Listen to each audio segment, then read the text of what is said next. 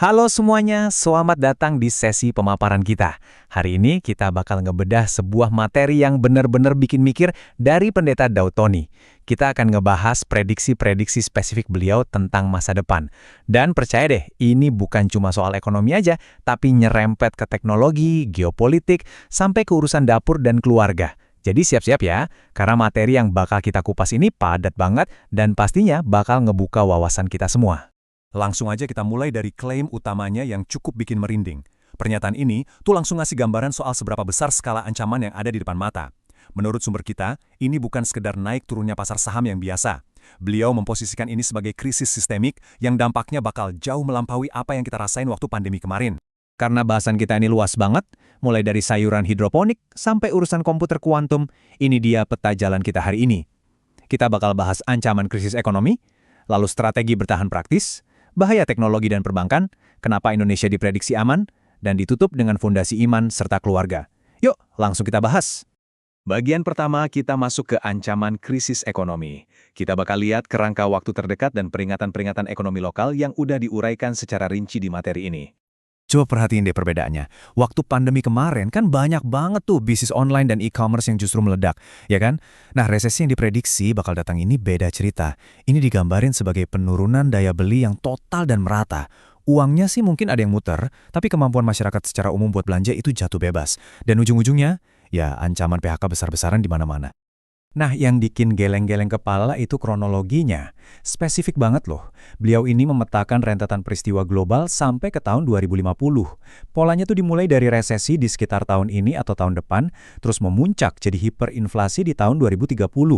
Sampai akhirnya ada kebangkitan teknologi peretasan global di tahun 2032 yang anehnya malah jadi titik awal adaptasi ekonomi baru. Berani banget kan prediksi garis waktunya? Menurut visinya beliau, titik tekanan terdekat itu bakal kerasa banget di pertengahan tahun, antara bulan Juni sampai Agustus.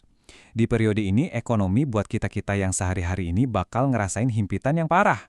Harga barang kebutuhan pokok bakal melonjak naik, sementara uang tuh muternya cuma di kalangan menengah ke atas aja. Daya beli masyarakat bawah benar-benar diuji di titik ini. Oke, masuk ke bagian 2. Strategi bertahan praktis. Dari ngomongin makroekonomi yang ngeri-ngeri sedap, kita sekarang beralih ke taktik bertahan hidup sehari-hari yang sangat membumi. Jadi, aturan main buat bisa selamat sampai tahun pemulihan di 2032 nanti itu simpel tapi tegas. Jauhi utang. Apapun usaha atau kerjaan kalian sekarang, pertahanin sebisa mungkin. Jangan pernah kepikiran buat nambah modal dari hutang bank. Dan yang paling krusial, hindari pinjol. Bener-bener jangan sampai deh. Intinya tuh, uang tunai dan bebas hutang adalah kunci. Terus gimana buat urusan perut? Gampang, beliau ngasih solusi yang benar-benar bisa dilakuin siapa aja. Nggak peduli sekaya apa atau seberapa sempit rumah kita. Cuma modal botol bekas air mineral, tanah, sama bibit kangkung atau bayam. Udah, pertanian urban kayak gini tuh ngajarin kita buat mandiri dan bisa bikin dapur tetap ngebul. Sekaligus ngurangin stres juga loh. Nggak cuma sayur, protein harian juga penting banget kan? Makanya beliau juga nyaranin buat miara ayam petelur skala rumahan.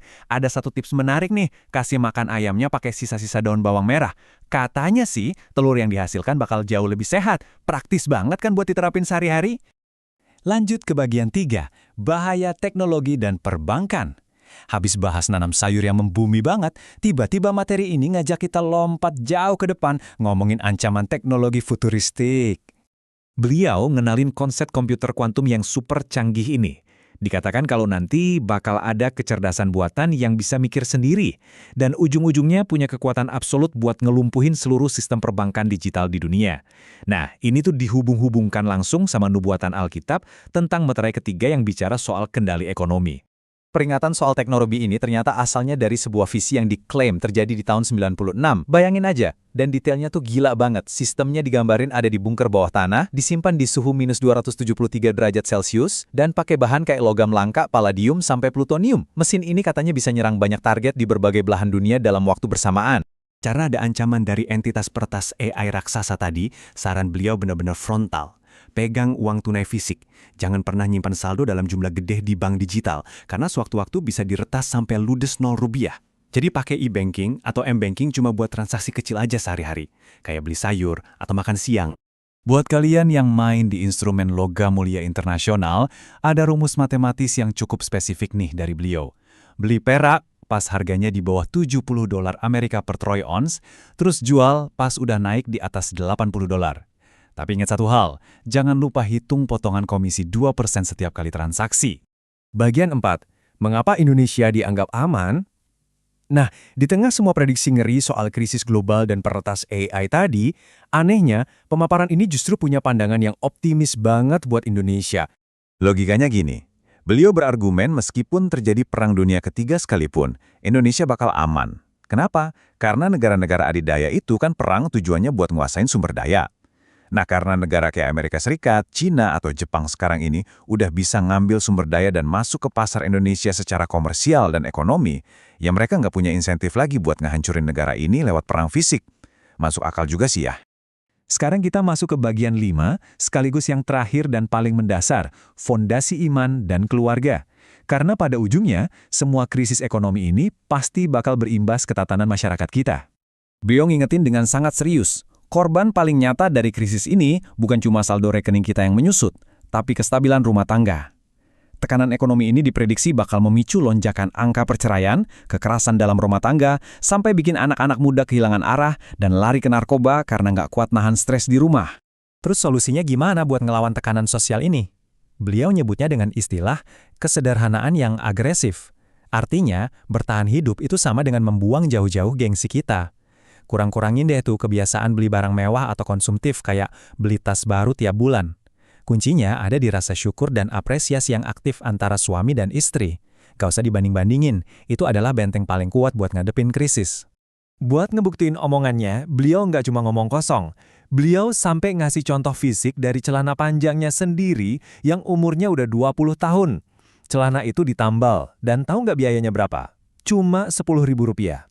Ini tuh bener-bener teguran keras buat kita, kalau mau selamat di masa sulit nanti, kita mutlak harus nolak budaya konsumerisme. Jadi intinya, lebih dari sekedar taktik nanam sayur atau nabung uang tunai, ini tuh soal pola pikir. Balik lagi ke satu kalimat pamungkas ini, cukupkan dirimu dengan apa yang ada. Ini adalah rangkuman dari seluruh strategi bertahannya. Rasa cukup dan syukur harus selalu menang lawan rasa takut dan keserakahan kita. Pada akhirnya, terlepas dari apakah kalian nganggap ini sebagai nubuatan masa depan atau cuma sekedar peringatan buat jaga-jaga, pelajaran utamanya adalah kita harus ngecek kesiapan diri kita sendiri.